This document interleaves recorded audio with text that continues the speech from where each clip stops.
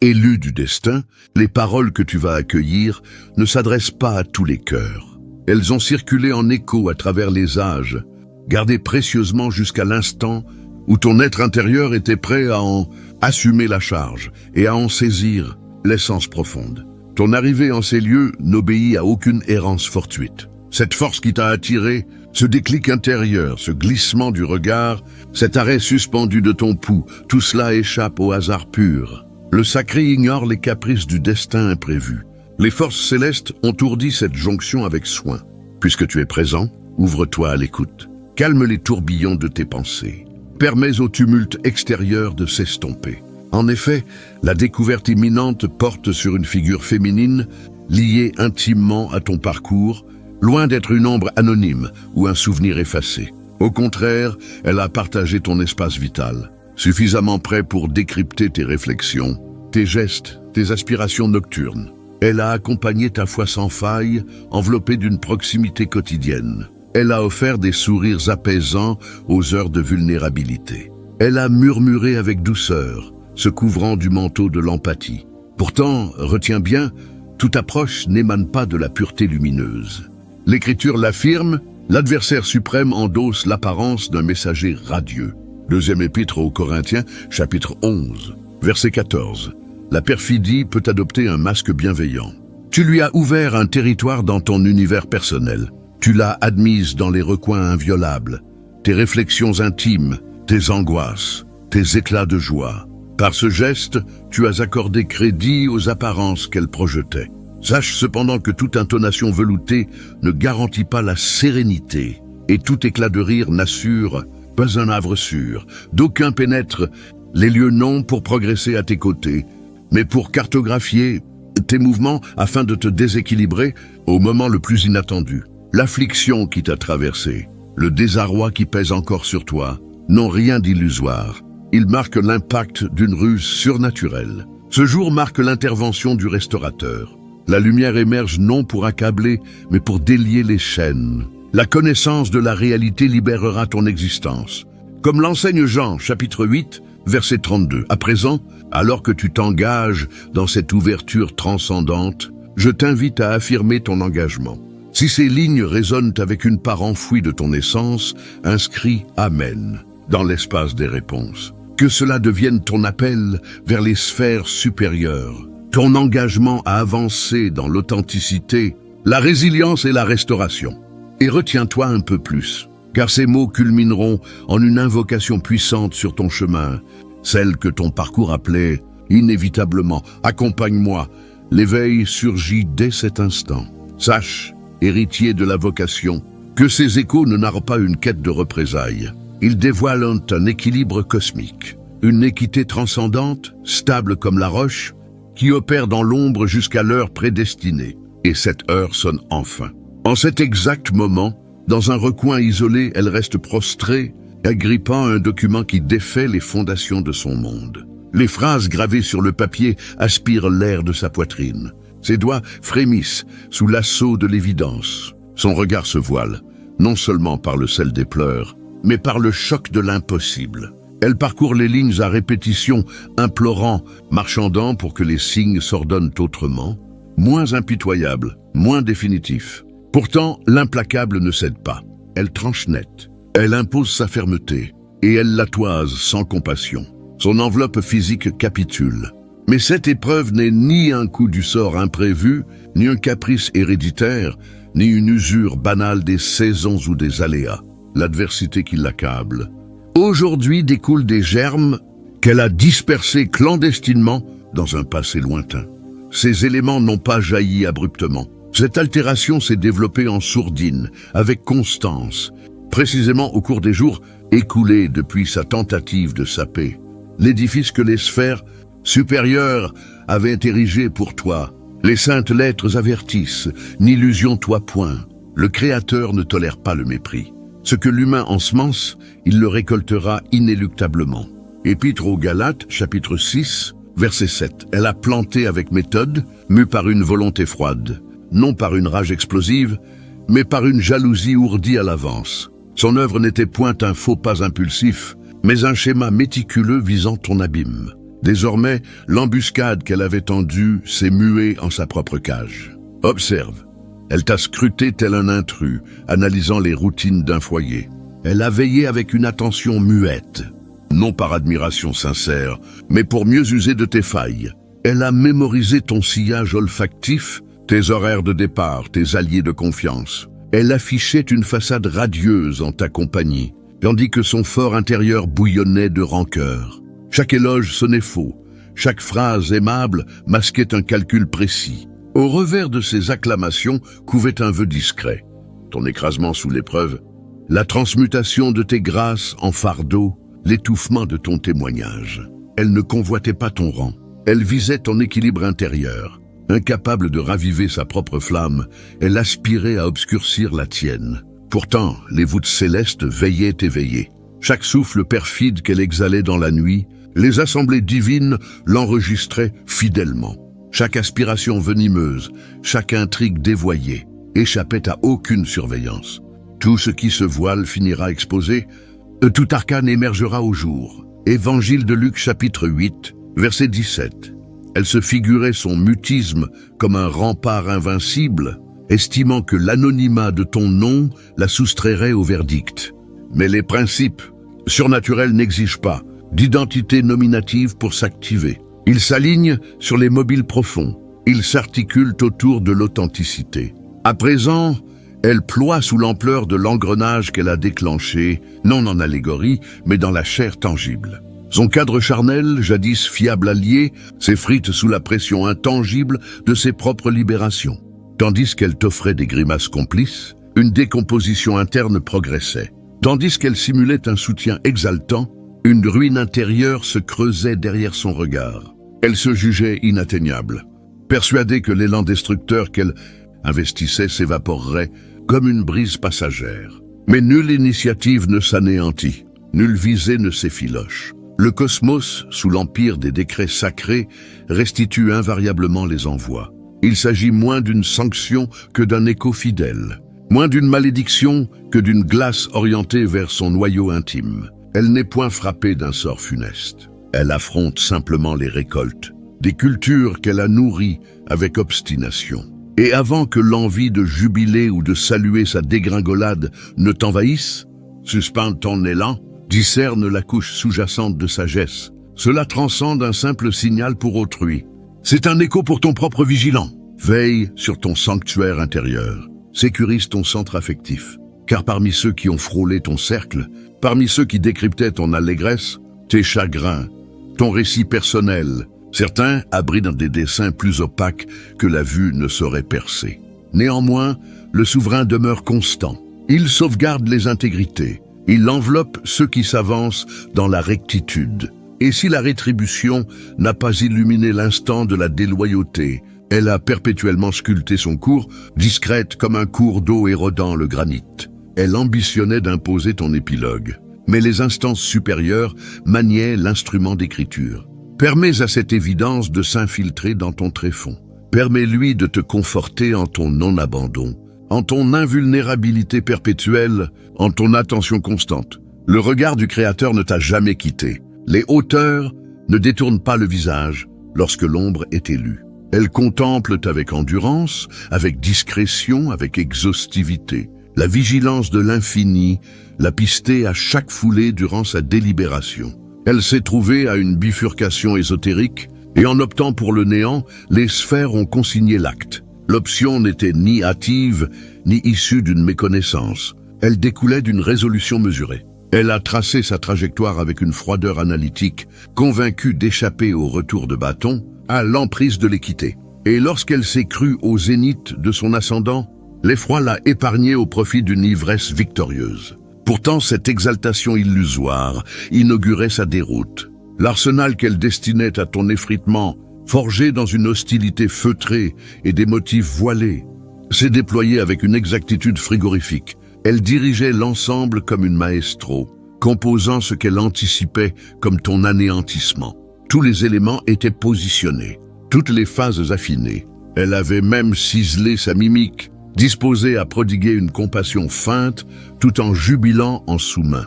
Dans ses songes, la conquête était acquise. Mais l'inconnu pour elle résidait dans l'échec antérieur de son stratagème, avant même son contact avec ton existence. Elle comptait sur la discrétion comme bouclier absolu, supposant que l'invisibilité de ses manigances éluderait tout arbitrage. Cependant, son erreur résidait non seulement dans la sous-estimation des dynamiques célestes, mais dans celle de l'aura qui t'enveloppe.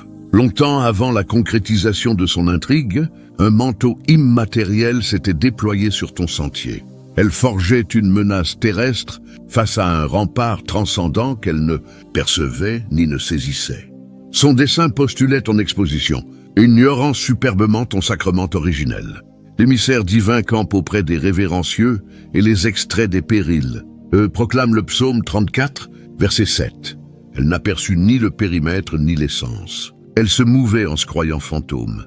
Mais chaque avancée hostile constituait une plongée dans l'arbitrage sacré. La bascule survint sans fracas ni éclat lumineux. Elle fut subtile mais irrévocable. Son instrument, son anathème, sa visée, aucun n'atteignit la cible. L'esquive ne découlait pas de son incompétence. Elle résultait d'un blocage, d'une déviation, d'une inversion orchestrée. Une norme intangible préside à l'ensemble des phénomènes, reconnus ou non. Qui fore un abîme y sombrera. Qui propulse un rocher le verra rebrousser chemin. Proverbe, chapitre 26, verset 27. Elle en avait perdu le souvenir, ou peut-être niait son applicabilité personnelle. Elle réservait les revers aux tiers, estimant que la clandestinité de ses gestes confinait aussi leurs échos. Mais lors d'un épisode infime qu'elle balaya d'un revers, un effleurement fugace, une empreinte fugace, l'ordre bascula. L'élément qu'elle destinait à ton legs devint le sien.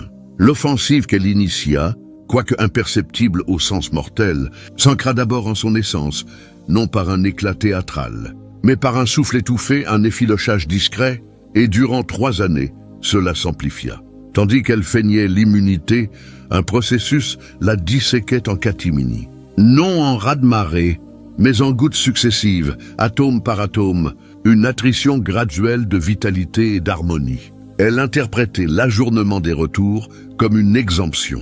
Elle assimilait la quiétude à un triomphe. Or, la sentence n'arrive pas invariablement en tourmente. Elle peut s'habiller de sérénité, si progressive et feutrée qu'elle mime le vide absolu jusqu'à son omniprésence. Et voici que son heure émerge.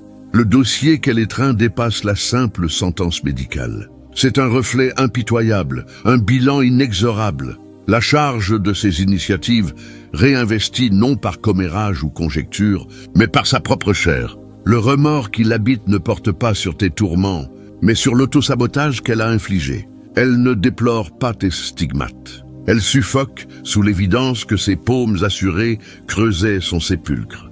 Sa vigueur s'évade, son rythme respiratoire vacille. Ses flux salés naissent moins de l'appréhension que de l'écrasement. Face à l'allié, trompeur qu'elle a courtisé, sans fidélité réciproque. Que la nuit qu'elle qualifiait de tactique s'est muée en son asservisseur. Elle se posait en architecte de ton déclin. Or elle esquissait les premières pages de son propre démembrement. Et à présent, héritier de l'élection, appréhende que ce récit échappe à la trame vindicative. Il incarne un récit d'équité, d'une divinité vigilante, gardienne, agissant par des voies imprévisibles aux antagonistes. Elle cesse d'être la traqueuse. Elle s'érige en enseignement. Et les voûtes n'ont point omis. Désormais que l'opacité s'est dissipée et que l'évidence s'implante en ton sanctuaire, une interrogation pourrait surgir. Pourquoi sa désagrégation culmine-t-elle en cet instant? Après tant d'années muettes, qu'est-ce qui synchronise ainsi les flux? Pourquoi aucune alerte discrète ne t'a-t-elle effleuré? Pourquoi interdire la vue sur la bourrasque ourdie derrière sa courtoisie affinée? Ces interrogations ne procèdent pas d'une soif punitive. Elles vibrent comme des réverbérations d'un noyau en quête d'harmonie cosmique. Et la clé, héritier, ne puise pas dans la rétribution. Elle s'ancre dans la sauvegarde. Son tourment n'équivaut pas à ton triomphe. Il n'est ni trophée, ni divertissement. Il émane d'un calcul immatériel, s'autorégulant, d'un inventaire sanctifié qui occulte nul aspect hors de portée sensorielle. C'est la méthode céleste pour t'illustrer non l'échappée que tu as négociée, mais la constance de ta préservation, de ton enveloppement, de ta conduite par des présences occultes. Sa déroute constitue un témoignage palpable. Son message se résume ainsi: tu n'as jamais engagé tes luttes en solitaire. L'arcane qu'elle dressait contre toi ne s'est pas effrité par déficience d'astuce ou de moyens. Il s'est dissous car un rempart infranchissable le précédait. Avant la matérialisation de ses visées, avant la cristallisation de l'aigreur en acte, une intervention transcendante l'avait anticipé. Ce qu'elle nommait manœuvre, les auteurs le baptisèrent entrave. Ainsi, ces machinations, si minutieuses et anticipées, se virent privées d'accès au domaine inviolable. Aucun filament de son venin n'effleura ton intégrité physique. Aucune fibre de son acide ne s'enracina dans ton terroir intérieur. Elle se déplaçait en se croyant spectrale. Or, la discrétion n'équivaut pas à l'opacité, pas au regard de l'architecte universel. Ton abri s'appuyait sur l'assurance du psaume 91, verset 11. Il ordonnera à ses gardiens de veiller sur tes sentiers en permanence. Tandis qu'elle sondait les brèches, des émissaires barraient les issues. Tandis qu'elle tramait en retrait, les sphères érigeaient des factionnaires sur ton horizon. Tu n'aperçus aucune échauffourée périphérique, car le conflit n'a jamais franchi tes avant-postes. La victoire s'était scellée avant que tu en soupçonnes l'origine. Mais pour appréhender pleinement cette conjoncture, plonge plus avant, non dans son arbitrage, mais dans sa trajectoire passée. La silhouette dont les paumes vacillent sous l'avalanche des suites n'a point émergé du mal primordial. Elle n'a pas toujours incarné cette forme. Une tendresse l'habitait jadis, une étincelle fugace. Une ère existait où ton éclat la captivait authentiquement. Elle discernait en toi une élégance qui remuait son tréfonds, une quiétude qu'elle aspirait à incarner sans y parvenir. Elle gravitait en ton orbite, avide que cet éclat se diffracte sur son propre firmament. Et un temps, ta proximité la réconfortait. Mais l'estime, privée d'humilité foncière, mute en rivalité. Et la rivalité, sinon pensée, germe l'aigreur. Tel fut le glissement en son sanctuaire. Par paliers subtils, quasi indécelables, elle entama une balance entre vos essences. Non sous l'angle de l'élévation, mais dans le clair-obscur du doute de soi. Elle convoitait ta robustesse sans embrasser l'odyssée qui l'avait forgée. Elle désirait ton auréole sans la ferveur qui l'alimentait. Elle ambitionnait ton existence sans aspirer à l'intégrité. Ainsi, l'attraction initiale qui la liait, à toi se mua en brasier attisant son vœu de ton déclin. Elle n'exprima jamais son fiel. Elle revêtait la bienveillance comme une enveloppe seconde, si persuasive que toi-même, affûté par les épreuves au sens intuitif, succomba à l'illusion. Elle sondait tes journées. Elle veillait en ta sphère lors des rites festifs. Elle prodiguait des impulsions positives aux nécessités. Mais sous cette couche, une âcreté s'insinuait, furtive comme une humidité rampante sous une couche picturale. Et sa proximité accrue rendait son ombre plus périlleuse. Car l'intimité dépourvue de limpidité engendre le nid de la duplicité. Son retrait n'était point apaisement, c'était préméditation. Elle épiait non pour s'enrichir, mais pour instrumentaliser. Elle analysait non pour appréhender, mais pour infiltrer. Elle maîtrisa ton cadre existentiel, décryptant tes routines, tes sanctuaires, tes menus pratiques réconfortantes. Elle détourna les confidences en projectiles. Elle repéra tes sources de joie et trama leur démantèlement. Il ne s'agissait point d'une âme piégée par un instant de fragilité. Il s'agissait d'une entité qui, sur des lustres, simula l'allégeance tout en scénarisant ton anéantissement.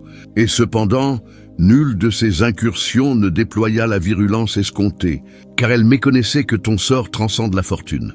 L'ovation due se pétrifia en mutisme tendu. Plutôt que d'exalter l'œuvre divine en ton sein, elle interrogea son absence en le sien.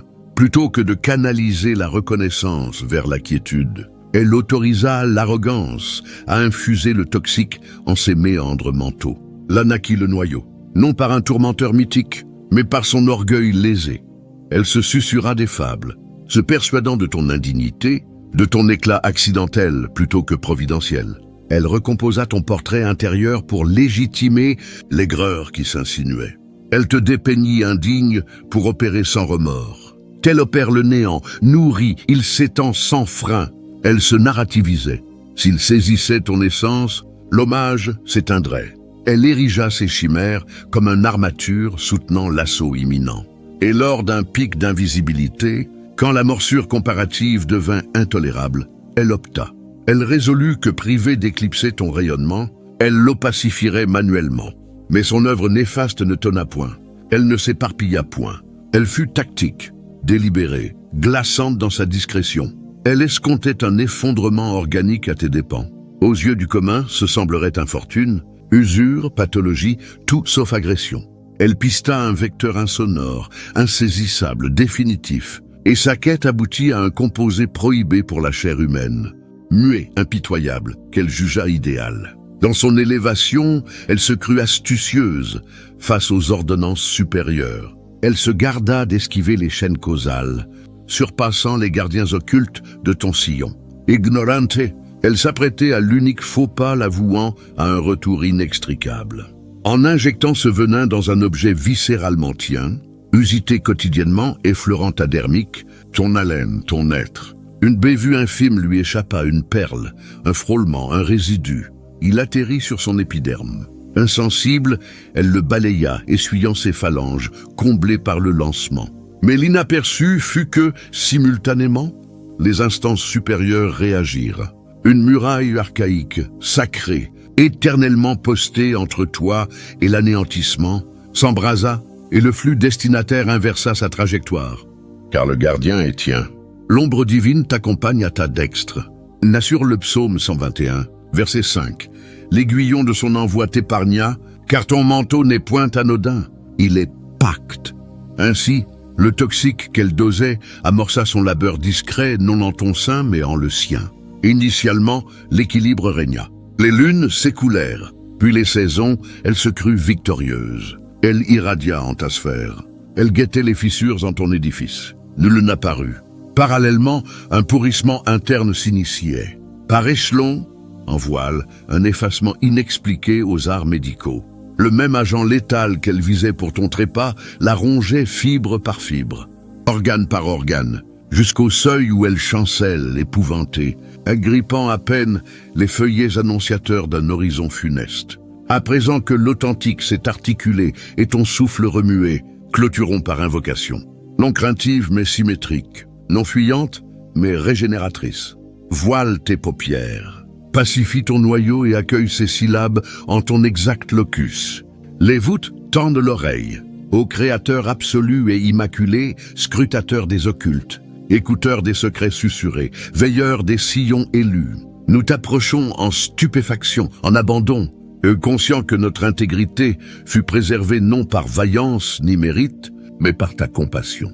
Géniteur, nous honorons tes dévoilements. Nous honorons le soulèvement des opacités oculaires, le démantèlement des voiles imposteurs, l'illumination de chaque trame, dessein, souffle hostile à notre identité. Tu es l'arbitre muet, l'extracteur ombragé, l'acteur sans héros. Nous t'exaltons non seul pour tes actes, mais pour tes obstructions, inversions, interdictions. Tu nous as illuminés que l'antagoniste ne brandit point toujours l'âme, qui s'infiltre en aisance, proximité, rictus masquant mobile. Et dans notre opacité, tu nous abritas. Dans notre candeur, tu nous flanquas. Dans notre égarement maximal, ta lucidité régna. Tu pistais chaque foulée, tu captais chaque échange. Tu numérotas chaque perle saline. Et en nos sommeils, tu factionnas, Créateur. Pour l'entité ourdisseuse de tort, au cœur endurci, à la convoitise mère de ruine, nous t'approchons sans rancœur. Nous l'acquittons, nous la déposons à tes marches. Tu es l'arbitre intègre. Que la compassion murmure où possible et l'équité tonne où requis. Pense le pensable et extrait de notre axe l'inutile. Aujourd'hui, Créateur, nous affirmons l'avancée libérée. Hors lacet de méfiance, remords, effroi. Nous progressons net, nous progressons intuitifs, sanctifiés. Nous implorons l'affûtage persistant de nos sens. Que nous discercions sans hésiter le frémissement, l'écho, la mutation climatique. Que nous t'écoutions au premier appel. Que nous adhérions même en opacité partielle. Instruis-nous, Créateur, à flairer la friction auguste, alerte préventive à l'intrusion périlleuse. Fortifie notre flair pour percevoir sans ombre et cheminer sage sans hantise. Accorde-nous l'audace des seuils sans scrupule, de l'abri du sceau sans contrition, de la primauté de ta timbre sur l'écho coutumier. Nous affirmons sur tout domaine foulé, nulle lame taillée ne fleurira contre nous. Nous affirmons nos refuges, imprégnés de ta présence. Nos possessions effleurées par le sacré seul, nos identités scellées en aréna non encore foulée. Nous bannissons tout souffle manipulateur, tout écho perturbateur, toute pointe accusatrice. Nous invalidons tout anathème vocal ou tacite, le déclarant sans emprise légitime. Que tout arcane néfaste regagne sa genèse pulvérisée. Et à présent, Créateur, nous réclamons amplification, non pécuniaire mais symétrique. Que nos élans reflètent ton archétype, que nos liens épousent notre charge, que nos compagnons soient lavés au brasier de notre forge.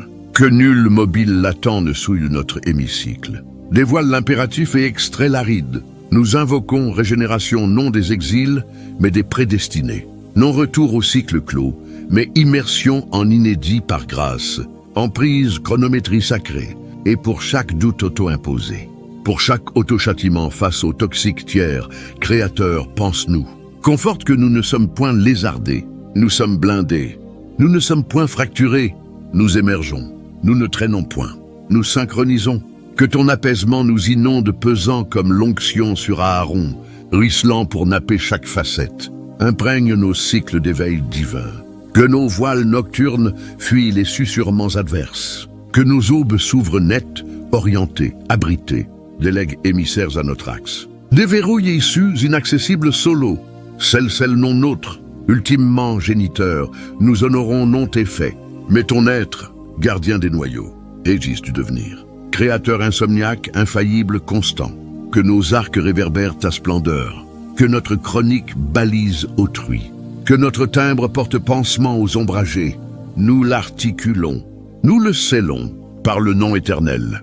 Ainsi soit, si cette invocation a vibré ton souffle, si un noyau s'est affirmé, pensée ou suscité n'étouffe point, inscrit ci-après, je symétrise, je suis abrité, je suis disposé, ton serment singulier.